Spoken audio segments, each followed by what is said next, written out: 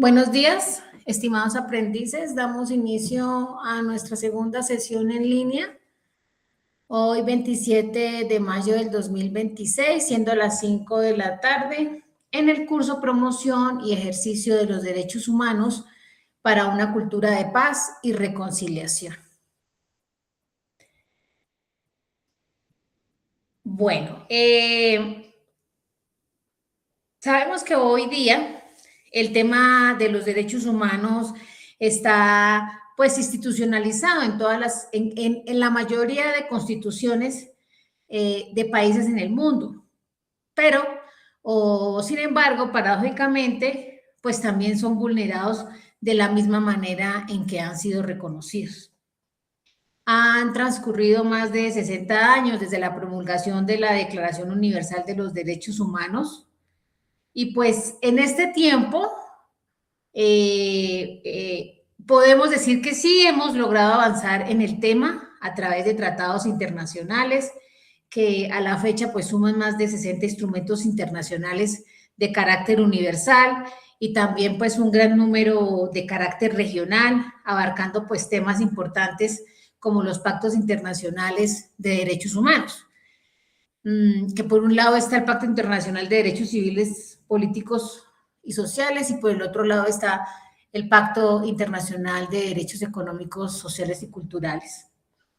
La Convención de los Derechos de las Personas con Discapacidad, la Declaración de las Naciones Unidas sobre los Derechos de los Pueblos Indígenas, los principios rectores de las Naciones Unidas sobre las empresas y los derechos humanos, pues entre otros.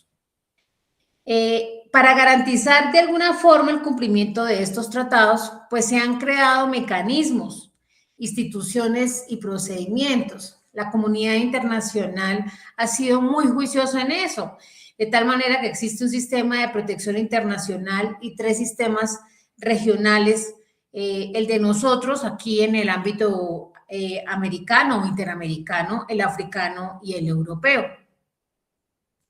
Colombia contempla en su carta política pues más de 100 artículos que consagran derechos humanos y mecanismos de protección, como la acción de tutela, la acción de habeas corpus, las acciones de cumplimientos y entre otros. Y pues también se reconoce la primacía del derecho internacional de los derechos humanos en el derecho interno. El Estado colombiano pues ha sido muy juicioso, ha firmado y ratificado casi la totalidad de declaraciones, convenios y pactos que están referidos al tema de los derechos humanos. Al igual que en su estructura judicial, pues el Estado colombiano cuenta con 5 órganos independientes encargados de administrar justicia, como son la Corte Suprema de Justicia, la Corte Constitucional, el Consejo de Estado, la Fiscalía General de la Nación y el Consejo Superior de la Judicatura.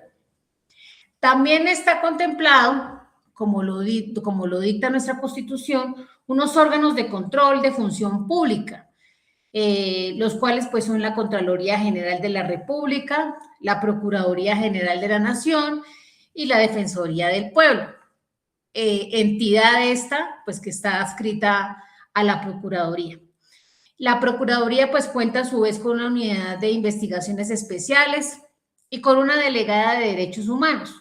Al igual pues tiene varias delegadas especializadas en fuerzas militares, la Policía Nacional, lo que tiene que ver con policía judicial, y pues de igual manera se extiende su función de control y de protección de derechos humanos a cada uno de los municipios del país a través de las personerías municipales.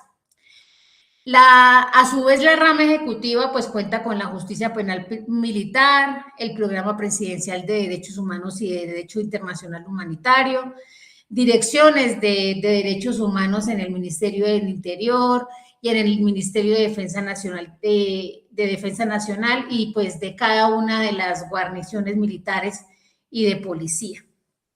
Por último, pues tenemos al Congreso de la República, que tiene una comisión de derechos humanos, tanto en el Senado como en la Cámara de Representantes, y pues además ejercen en conjunto pues ejercen un control político sobre el uso de los estados de excepción. Entonces, Así las cosas, pues podemos apreciar que en Colombia contamos con suficientes órganos de control y mecanismos de protección en lo que tiene que ver con derechos humanos, pero la práctica o la realidad nos muestra que pues no ha sido suficiente o no ha sido suficiente para evitar la vulneración por parte de los diferentes actores, incluyendo incluso las instituciones del Estado. Bueno, veo que se conectó Rubén.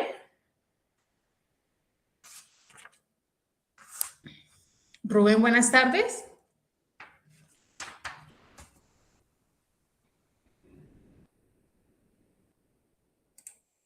Bueno, vamos a recordar, vamos a hacer un recorderis de lo que vimos en la web pasada. Entonces, pues, tenemos que el derecho internacional de los derechos humanos y el derecho internacional humanitario, pues, hacen parte del derecho internacional público, que todo el tema que tiene que ver con derechos humanos, pues, están ratificados por Colombia. Hablamos de unas características, ¿cierto? Que son universales, que son irreversibles, que son progresivos, que son irrenunciables, indivisibles, no negociables, inviolables, obligatorios, que no se encuentran jerarquizados y que son imprescriptibles. Hablamos sobre el derecho internacional humanitario, haciendo un énfasis en que pues el derecho internacional humanitario es esa normatividad internacional que se encarga de regular los medios y métodos de los conflictos armados, ¿cierto? Así como proteger a todas las personas que no hacen parte de las hostilidades, es decir, que no participan en las hostilidades o que habiendo participado, pues han quedado fuera de combate.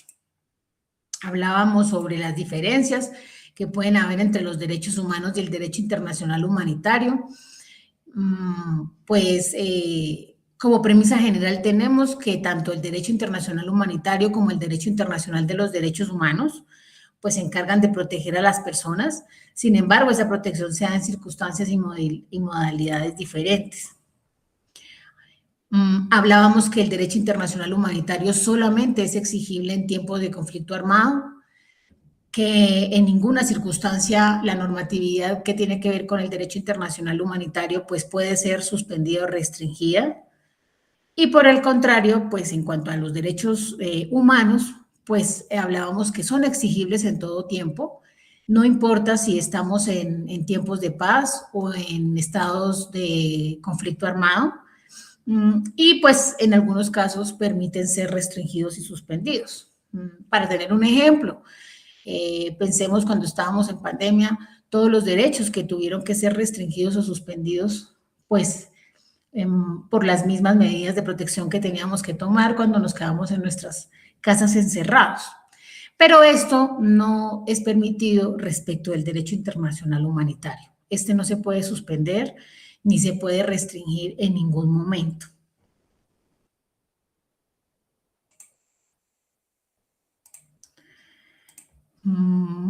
Bueno, vamos a hablar en esta web acerca de lo que significan los pactos internacionales o el pacto internacional específicamente de derechos civiles y políticos.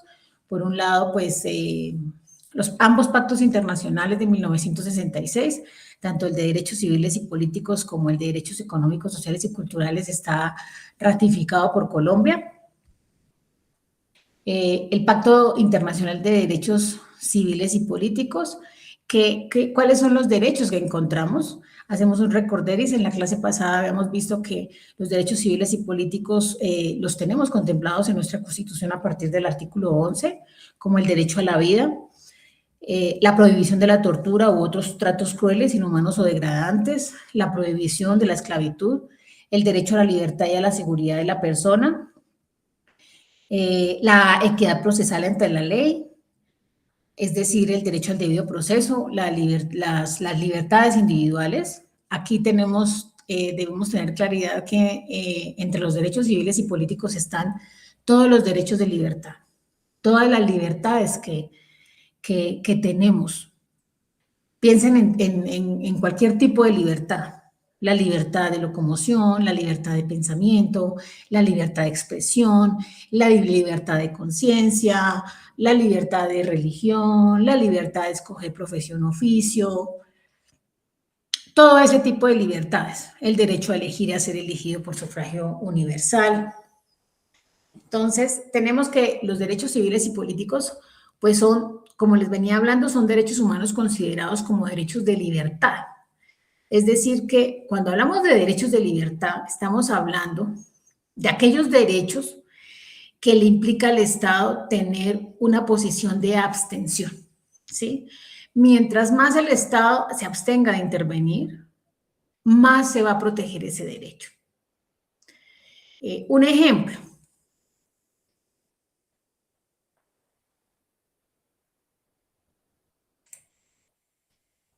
Un ejemplo de eso, piensen ustedes cuando las personas deciden contraer matrimonio o cuando una pareja decide formar una familia. Es un derecho de libertad y el Estado no puede hacer nada ni puede evitar eso. El Estado no nos puede, no puede inmiscuirse en las decisiones que tengamos las personas en nuestra individualidad. ¿Sí? Por eso, por ejemplo, en los derechos que tienen que ver con los matrimonios, entonces conocemos el derecho al matrimonio igualitario, es decir, que las personas del mismo sexo se puedan casar.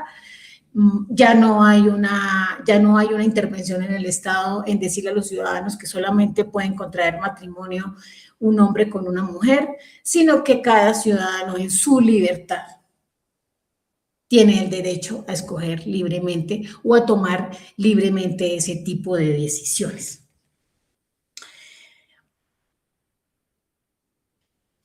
Cuando hablamos de derechos civiles y políticos, cuando hablamos de derechos sobre todo políticos, cuando hablamos de el derecho a elegir y a ser elegido, pues la Constitución nos trae unos mecanismos de participación ciudadana y nos dice que los mecanismos de participación ciudadana son aquellas herramientas constitucionales que le permiten a los ciudadanos intervenir en la toma de decisiones, la conformación y el ejercicio del poder político. Esto garantiza pues la incidencia directa de la población en los asuntos del Estado y el control sobre su administración. Va en total sintonía con la característica importante de nuestro Estado y es que es un Estado social de derecho. ¿Cuáles son esos mecanismos de participación ciudadana? Entonces tenemos varios mecanismos de participación ciudadana. El primer mecanismo de participación es el voto. ¿Qué es el voto? Es ese acto mediante el cual pues el ciudadano participa de forma activa eligiendo a sus representantes, tanto a nivel nacional como a nivel territorial en los departamentos y en los municipios. Tenemos también como mecanismo de participación el plebiscito, que es ese pronunciamiento oficial convocado por el presidente de la República, mediante el cual el pueblo rechaza o acepta determinada decisión del Ejecutivo y que pues no requiere aprobación del Congreso. El referendo, que es aquella convocatoria que se hace al pueblo para que apruebe o rechace un proyecto de norma jurídica o derogue una que ya está vigente. La consulta popular es aquella convocatoria que se hace al pueblo mediante una pregunta de carácter general sobre un asunto de trascendencia nacional, departamental o municipal. El cabildo abierto, que es aquella reunión pública de los consejos municipales o las juntas administradoras locales, en la cual los habitantes pueden participar directamente con el fin de discutir asuntos de interés específico por la comunidad. La iniciativa legislativa, que es aquel derecho que tiene un grupo de ciudadanos para presentar proyectos de acto legislativo y de ley ante el Congreso, o de ordenanza ante las asambleas, o de acuerdos ante los consejos municipales. Y por último tenemos la revocatoria del mandato, que es ese derecho por el cual los ciudadanos dan por terminada la elección de un gobernador o un alcalde por insatisfacción frente a su gestión o el incumplimiento o por el incumplimiento de su programa de gobierno.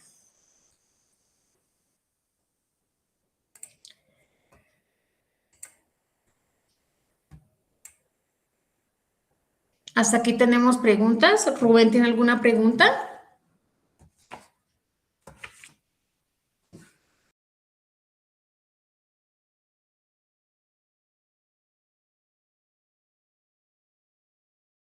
Bueno, entonces continuamos ahora con la socialización de las actividades de aprendizaje de esta semana. Entonces, pues tenemos como reflexión inicial que los derechos civiles y políticos pues tienen su fundamento en las libertades y en la igualdad y se remontan en la historia al nacimiento del Estado moderno, pues que trajo consigo todas las revoluciones que han reivindicado todos los derechos de libertad. En este sentido, pues los derechos civiles y políticos se han ido convirtiendo en derechos de exigibilidad inmediata.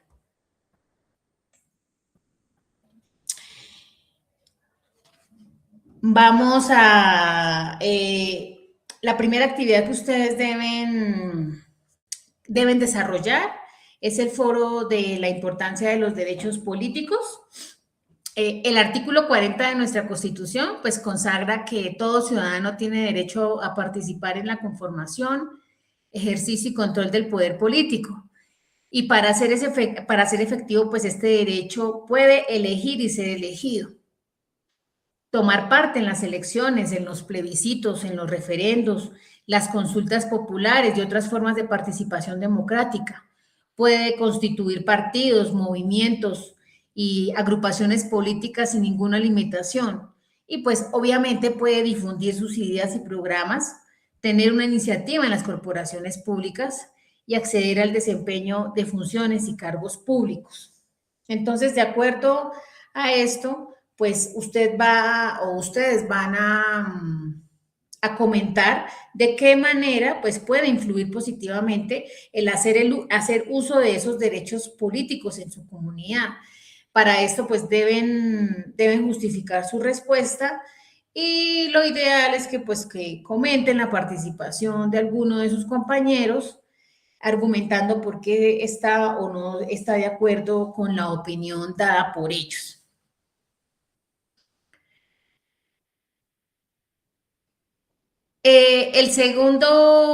La segunda actividad es el documento de mecanismos de participación ciudadana. Pues ustedes van a realizar una investigación sobre qué norma contempla esos mecanismos de participación y cuál es el propósito general de esos mecanismos de participación.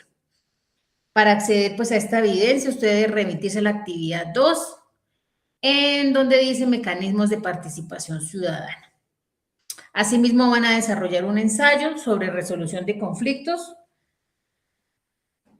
Poseer conocimientos sobre la prevención de conflictos, pues trae cambios positivos en las personas, en las formas en que todas las personas actuamos en el entorno y pues puede ser muy útil a la hora de interactuar con la comunidad y la familia.